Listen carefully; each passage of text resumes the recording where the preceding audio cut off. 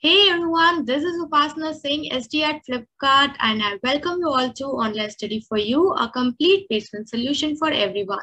Today, in this video, we will discuss about TCS Ninja Toppers Test coding question.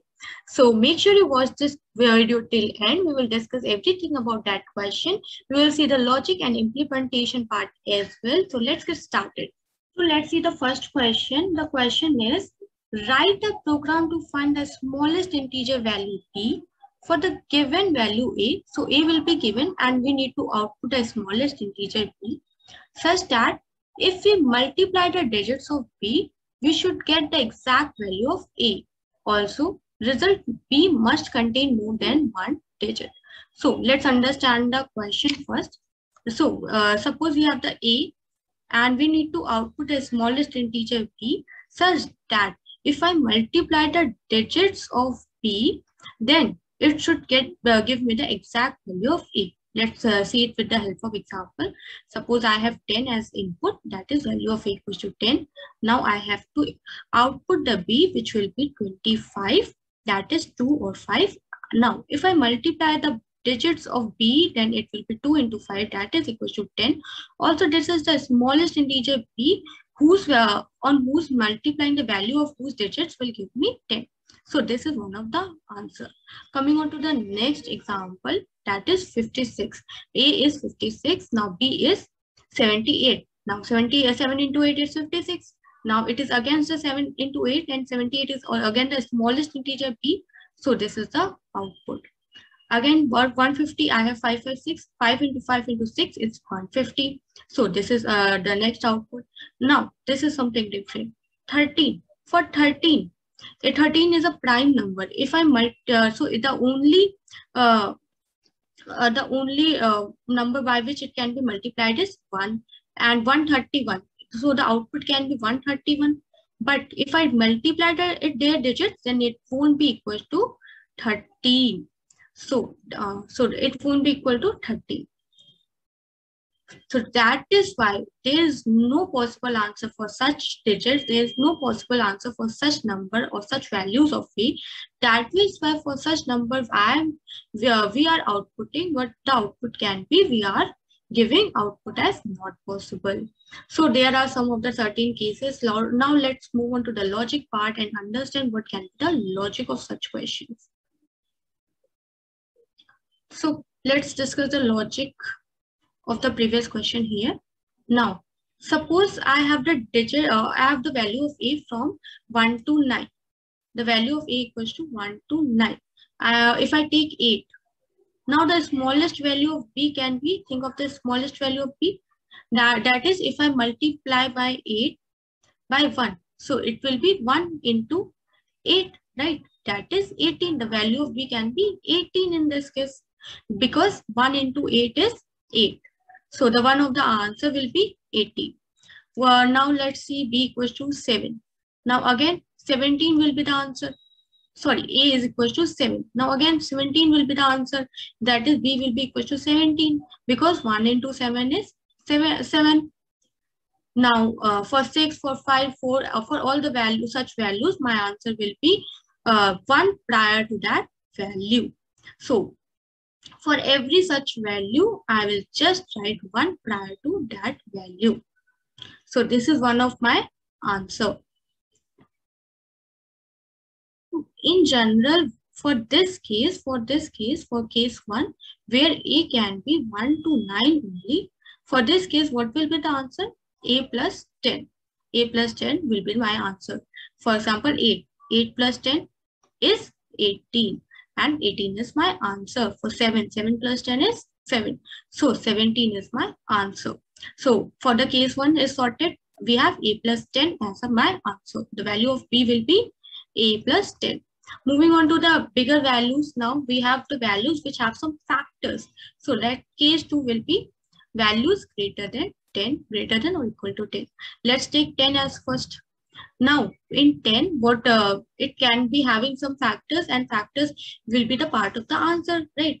And factors can be from 2 to 9 only. 1 is not the thing to be considered, right?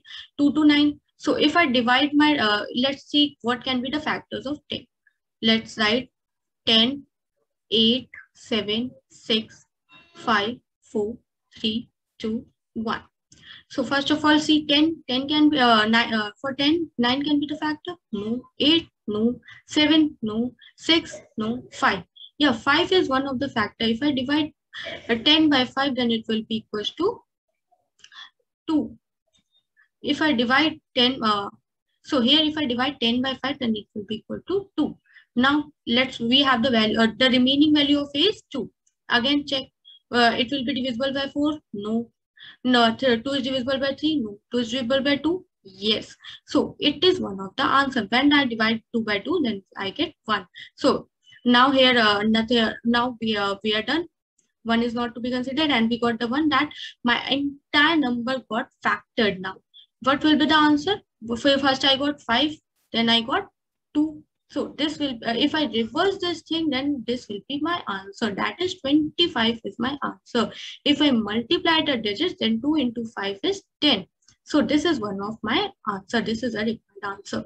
Let's clear the screen. Similarly, let's take 56.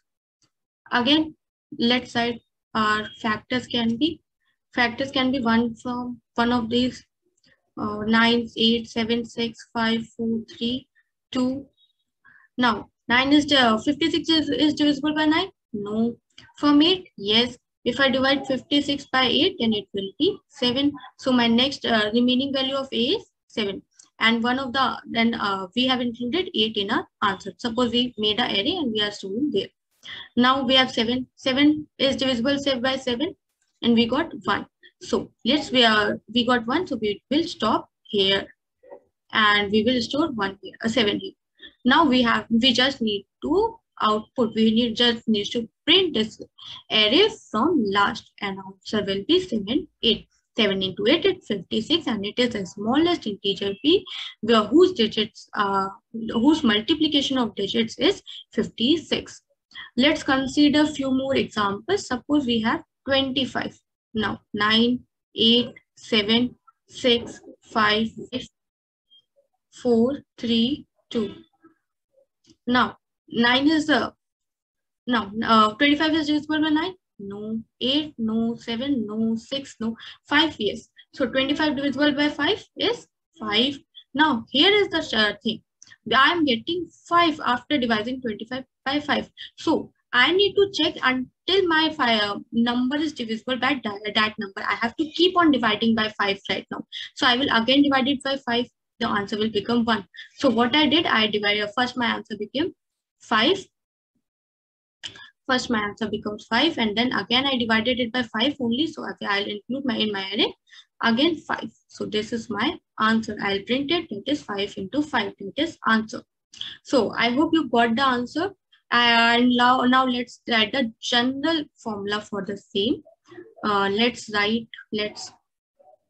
clear all the things. And what we got for the case 1. For the case 1, 1 to 9, the general was A plus 10. B will be equal to A plus 10. For case 2, that is greater than 9 numbers, we got A will be, we will find factors from 1 to 9, and then I'll find factors from 1 to 9, and when my A will become to 1, I'll print that array in reverse form. So this will be one of my logic for the greater than 9. Now what we are having one more number, that is 13. That is prime numbers or such numbers which doesn't have any factor other than 1. So for such numbers, I have to give not possible output, right? Not possible. So how I'll be checking that if this number is not having any factors or something? So for that, if I divide this number from 1, 9, 8, 7, if I'm doing that same logic which I was using earlier, 3 to 1, I'm trying to find a factor. No. 9, no. 8, no. 7, no. 6, no. 5, no. 4, no. 3, no. 2, no. So I'm not getting any factor, and my number is greater than 10. So if my number remains greater than 10, then that means I haven't got any factor and my output will be not possible. So after doing the logic one, if my answer is greater than, my value of my A is greater than 10, then the output will be not possible. So I hope you got the if you got the logic, let's code it so that you can get the better understanding, so that you can get your logics more clear.